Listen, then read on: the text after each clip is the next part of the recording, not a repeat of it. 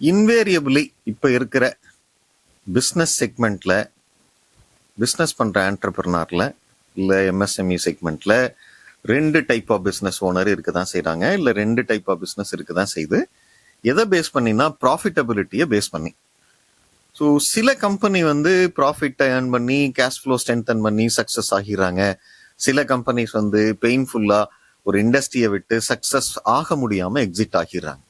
இப்போ இது எதனால வெளியில போறாங்க அப்படின்னா, இந்த இன்டென்சிவ் காம்படிஷன். எஸ்பெஷலி நீங்க எந்த ப்ராடக்டா இருந்தாலும் சரி, எந்த சர்வீஸா இருந்தாலும் சரி, நீங்க ஆயிரக்கணக்கில் காம்படிட்டர் இருக்கிறாங்க. நம்ம ஒரு ப்ராடக்டை மார்க்கெட் பண்ணீங்க அப்படின்னா, ஸோ அந்த ப்ராடக்டை வந்து சிமிலர் இண்டஸ்ட்ரீஸ் வந்து நிறைய இருக்காங்க. ஃபார் எக்ஸாம்பிள், நீங்க ஒரு டெக்ஸ்டைல் ஷோரூம் ரன் பண்றீங்க அப்படின்னாக்க, அட்லீஸ்ட் அந்த சிட்டில வந்து ஒரு 1000 டெக்ஸ்டைல் யூனிட்டாவது இருக்க தான் செய்யுது. ஒரு ஹோட்டல் அப்படின்னாக்க ஒரு 1000 ஹோட்டல் இருக்க தான் செய்யுது.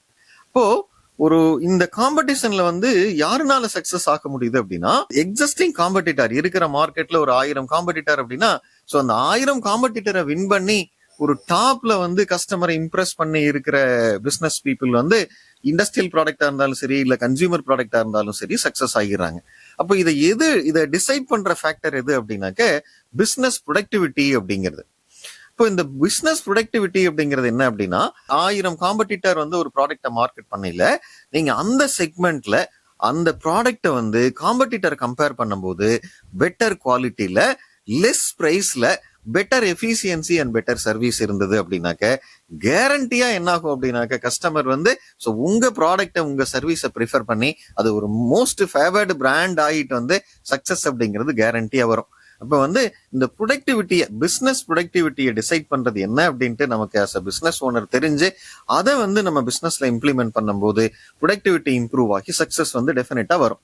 இப்போ இந்த பிசினஸ் ப்ரொடக்டிவிட்டியை டிசைட் பண்றதுக்கு so there are 11 powerful strategies. So number 1 நீங்க என்னன்னா, as an MSME ஓனர் வந்து நீங்க ஃபோக்கஸ் பண்றது as an MSME owner, top மேனேஜ்மெண்டா இருந்தாலும் சரி, ஆர் மிடில் மேனேஜ்மெண்ட், ஃப்ரண்ட் லைன்ல leaders, or line leaders and staff leaders எல்லாம் நீங்க எதை ஃபோக்கஸ் பண்ணணும் அப்படின்னா, ஹை வேல்யூ இருக்கிற மாதிரி ஆக்டிவிட்டிஸ் தான் நீங்க ஃபோக்கஸ் பண்ணணும். அதாவது என்ன அப்படின்னாக்க, ஒரு 80-20 பிரின்சிபல் அப்படின்னு சொல்லுவாங்க. உங்களுடைய அந்த 20% ஆஃப் தட் ஆக்டிவிட்டிஸ் அப்படிங்கிறது 80% ஆஃப் த சக்சஸ் டிசைட் பண்ணும். சில நேரத்துல வந்து 80% ஆஃப் த டைம் நீங்க ஸ்பெண்ட் பண்றது ஒன்லி 20% ஆஃப் தி growth தான் கொண்டுட்டு வரும், ரிசல்ட் தான் கொண்டுட்டு வரும் அப்படிம்பாங்க. அப்ப என்னன்னா, அஸ் அ பிசினஸ் ஓனர் நீங்க வந்து கிளியர் கட்டா நீங்க டாப் மேனேஜ்மெண்டா இருந்தாலும் சரி, உங்க லீடர்ஸ், மேனேஜர்ஸ் எல்லாம் எப்படி ட்ரெயின் பண்ணிருக்கணும் அப்படின்னாக்க, ஸோ ஒர்க்குக்கு வந்து டே டு டே ஆக்டிவிட்டிஸ்ல வந்து ஹை இம்பாக்ட் வர்ற மாதிரி ஆக்டிவிட்டிஸை வந்து ஃபோக்கஸ் பண்ணி கம்ப்ளீட் பண்ணிட்டு, லெஸ் இம்பாக்டை வந்து நீங்க ப்ராப்பரா டெலிகேட் பண்ணி எடுத்துட்டு போனீங்க அப்படின்னாக்க, ஸோ இந்த ப்ரொடக்டிவிட்டி அப்படிங்கிறது ஹையரா இருக்கும். Point number 1. பாயிண்ட் நம்பர் 2, இன்னைக்கு வந்து இந்த டெக்னாலஜி, ரோபோட்டிக்ஸோ இல்ல வந்து ஆட்டோமேஷனோ உள்ள வந்துட்டே இருந்தாலும், லேபர் அப்படிங்கிறது ஒரு இர்ரீப்ளேசபிள் அசெட்டா தான் இருக்கு. இப்போ மோஸ்ட் ஆஃப் த கம்பெனிஸ் வந்து பாத்தீங்கன்னா இன்னைக்கு வந்து இந்த லேபர் இன்டென்சிவ் ஆர்கனைசேஷனா தான் இருக்கு. அப்போ இந்த பிசினஸ் ப்ரொடக்டிவிட்டியை டிசைட் பண்றது இந்த எஃபிஷியன்சி ஆஃப் த எம்ப்ளாயி இல்ல அப்படின்னாக்கா இந்த டெலிவரபிள்ஸ் ஆஃப் தட் எம்ப்ளாயி அப்படிங்கிறது ஒரு பெரிய ஆஸ்பெக்டா இருக்கு. இன்னைக்கு நீங்க ஃபேக்டரியில போய் பாத்தீங்க அப்படின்னாக்க, ஒரு டெஃபினட்டா வந்து அவங்களுடைய பெர்ஃபார்மன்ஸை பேஸ் பண்ணி 2 டைப்பா பிரிக்கலாம். ஒரு டைப் வந்து பாத்தீங்கன்னா ஹை பெர்ஃபார்மன்ஸ் எம்ப்ளாயி.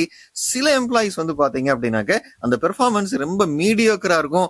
இல்ல அப்படின்னாக்க ஒரு டெட் வெயிட் மாதிரி சில எம்ப்ளாயிஸ் இருப்பாங்க. Actually maybe for some reasons இருக்கலாம். பட் நீங்க என்ன பண்ணணும் அப்படின்னாக்க, இந்த utilisation of the employees, utilisation of that man power அப்படிங்கிறது it's very very essential. Because every minute and every hour is connected with the cost.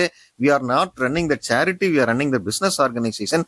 அந்த effective utilisation of the human resources வந்து by some maybe that proper human resource strategies அப்படிங்கிறது so one of the powerful aspect. So that is a second strategy. Third strategy அப்படிங்கிறது என்ன அப்படின்னா, wherever it is possible as an MSME owner, as a business owner or entrepreneur, try to implement the technology or digital tools வந்து implement பண்ணலாம்.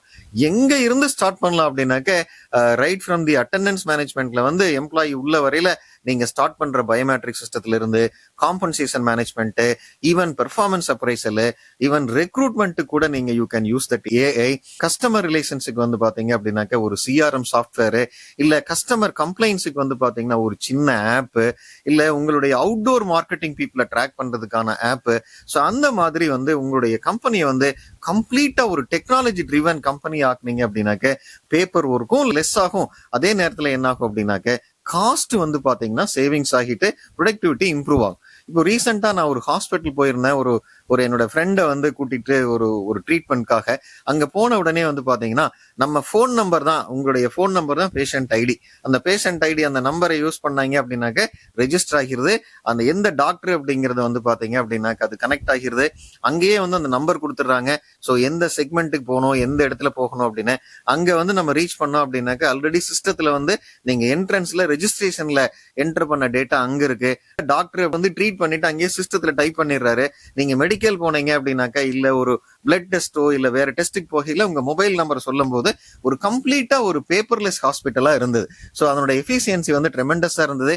Even நீங்க எழுதியில கூட ஒரு mistake வந்துடலாம். So ப்ராப்பரா வந்து நீங்க டைப் பண்ணி இருக்கும்போது வந்து பாத்தீங்கன்னா ஈவன் ஒரு ஹாஸ்பிட்டல்ல கூட ஒரு மெடிசின்ஸ்ல கூட வந்து பாத்தீங்கன்னா ஒரு மிஸ்டேக் இல்லாம இருக்கிறதுக்கான சான்சஸ் ரொம்ப அட்மையர் பண்ற மாதிரி இருந்தது. தேர்ட் ஆஸ்பெக்ட் வந்து so wherever it is possible implement the digital tools and technological tools.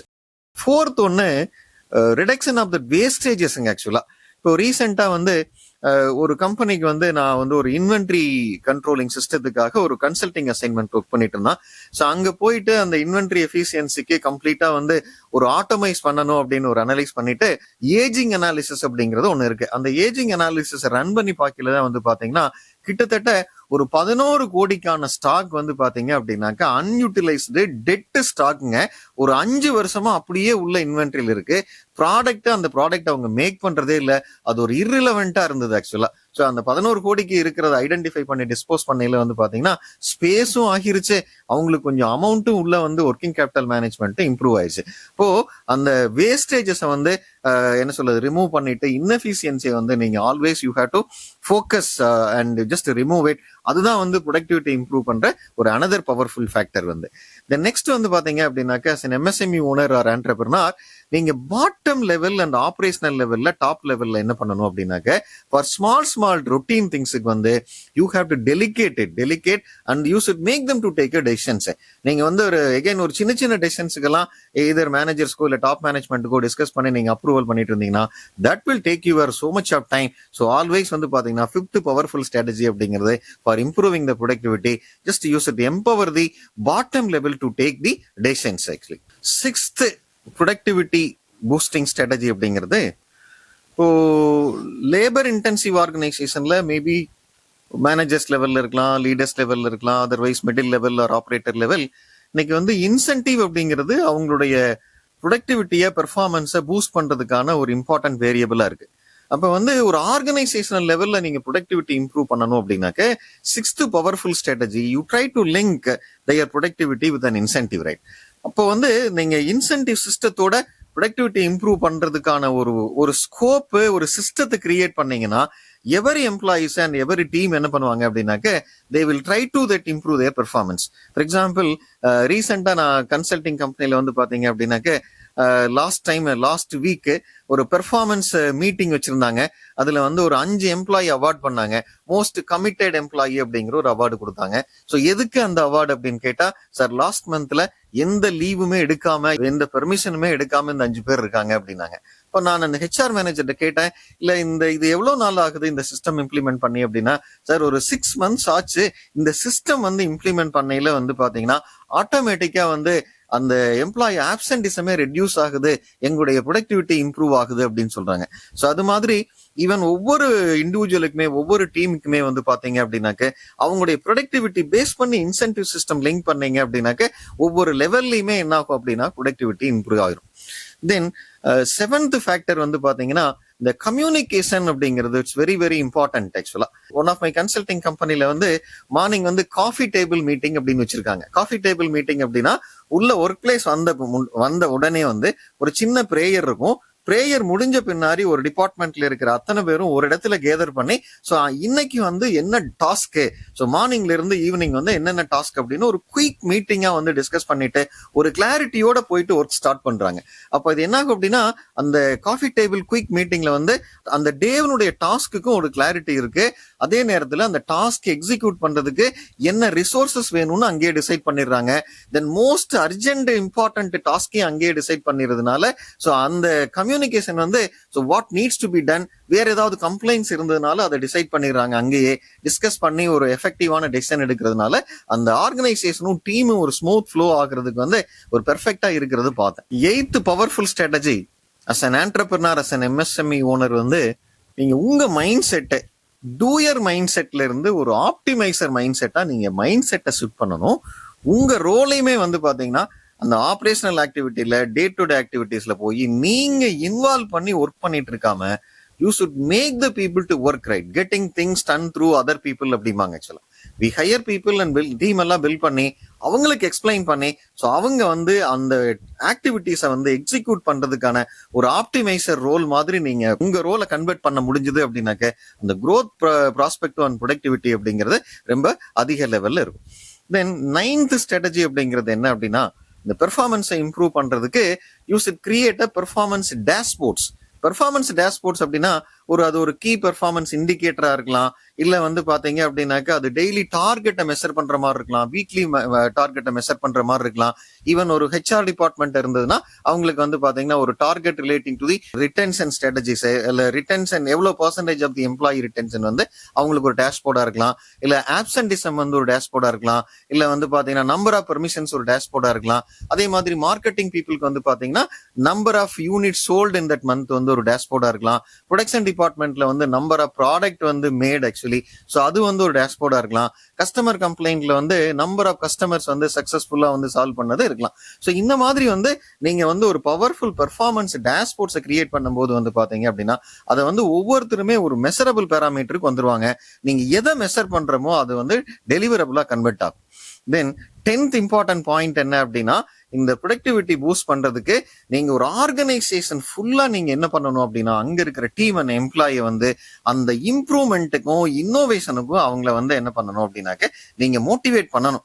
தென் ஒவ்வொரு மந்த் வந்து பாத்தீங்க அப்படின்னாக்க ஸோ அந்த மந்த் ஆன் மந்த் பெர்ஃபார்மன்ஸ் மீட்டிங்லயோ வீக்லி மீட்டிங்லயோ வந்து பாத்தீங்க அப்படின்னா ஒரு ஸ்டீரியோ டைப் இல்லாம நீங்க எந்தெந்த இடத்துல எல்லாம் இம்ப்ரூவ்மெண்ட்டுக்கு பாசிபிலிட்டி இருக்கோ ஸோ அவங்கள என்கரேஜ் பண்ணி அவங்கள வந்து நியூ சஜஷன்ஸை வந்து நீங்க என்கரேஜ் பண்ணி அதை அவங்கள வாலண்டியரா என்ன சொல்றது அவங்க வெளியில வந்தது அப்படின்னாக்க ஒரு சக்சஸ் அப்படிங்கிறது ஈஸியா இருக்கும். பிகாஸ் ஐடியாஸ் அப்படிங்கிறது நோமென்ஸ் மொனோபொலி அப்படின்னு சொல்லுவாங்க. நோமென்ஸ் மொனோபொலி அப்படின்னா ஒரு பர்டிகுலர் பீப்புள் தான் ஒரு இன்னோவேட்டிவ் ஐடியா திங்க் பண்ண முடியும் அப்படிங்கிறது இல்ல. So anybody can think actually. At last point அப்படிங்கிறது என்ன அப்படின்னா அந்த latest learn 11th powerful strategy அப்படிங்கிறது celebrate the productivity wins. Celebrate the productivity wins அப்படிங்கிறது என்ன அப்படின்னா ஒரு இண்டிவிஜுவலா இருந்தாலும் சரி இல்ல ஒரு டீமா இருந்தாலும் சரி ஒரு ஹையஸ்ட் பெர்ஃபார்மன்ஸ் அண்ட் ப்ரொடக்டிவிட்டி இருந்ததுன்னா எண்ட் ஆஃப் த மந்த் வந்து ஒரு குயிக் மீட்டிங்ல ஸோ அவங்கள ஒரு அப்ரிசியேட் பண்ணி ஒரு ரெகனைசன் பண்ணி ரிவார்ட் கொடுத்தீங்க அப்படின்னாக்க அது ஒரு பெரிய பவர்ஃபுல் மோட்டிவேட்டரா இருக்கும். நான் ரீசெண்டா ஒரு கம்பெனிக்கு போயிட்டு வந்தேன். அந்த கம்பெனில வந்து பாத்தீங்கன்னா ப்ரொடக்ஷன் டிபார்ட்மெண்ட்ல வந்து ஒரு சின்ன பேட்ச் வச்சிருந்தாங்க. அந்த பேட்ச்ல வந்து ஒரு என்ன இருந்தது அப்படின்னாக்க செல்ஃப் இன்ஸ்பெக்டர் அப்படின்னு போட்டு ஒரு சின்ன பேட்ச் இருந்தது. நான் அவங்ககிட்ட போய் இன்டராக்ட் பண்ணேன். என்ன சார் இந்த பேட்ச் அப்படின்னா இந்த செல்ஃப் இன்ஸ்பெக்டர் அப்படிங்கிறவங்க அவங்க வந்து ஒரு இண்டஸ்ட்ரியல் ப்ராடக்ட் வந்து மேக் பண்றாங்க. ஸோ அந்த பீப்புள் மேக் பண்ற ப்ராடக்ட்ல வந்து 100% எரரே இருக்காது. நீங்க குவாலிட்டியே செக் பண்ண வேண்டியது இல்ல. அப்போ வந்து இவங்களுக்கு வந்து ஒரு அடிஷனல் இன்சென்டிவ் கொடுத்து ரெகனைஸ் பண்றோம் அப்படின்னாங்க. ஸோ அந்த பீப்புள் வந்து ஒரு எனர்ஜெட்டிக்கா ஒர்க் பண்றதை பார்த்தேன். ஸோ அந்த மாதிரி வந்து ஒவ்வொரு இண்டஸ்ட்ரியுமே வந்து நீங்க ஒரு ப்ரொடக்டிவிட்டி வின்ஸை செலிப்ரேட் பண்ற மாதிரி ஒரு என்விரான்மெண்ட்டை கிரியேட் பண்ணி so entire team individual and all the லெவல்ஸை வந்து ப்ரொடக்டிவிட்டி இம்ப்ரூவ்மெண்ட்டுக்கு நார்ச்சர் பண்ணீங்க அப்படின்னாக்க ஸோ டெஃபினட்டா வந்து உங்க ப்ராடக்ட் அண்ட் சர்வீஸ் வந்து ஒரு மோஸ்ட் ஃபேவரபிள் பிராண்ட் ஆகி ஒரு காலங்களை கடந்து ஒரு சக்சஸ்ஃபுல் கம்பெனியா இருப்பீங்க.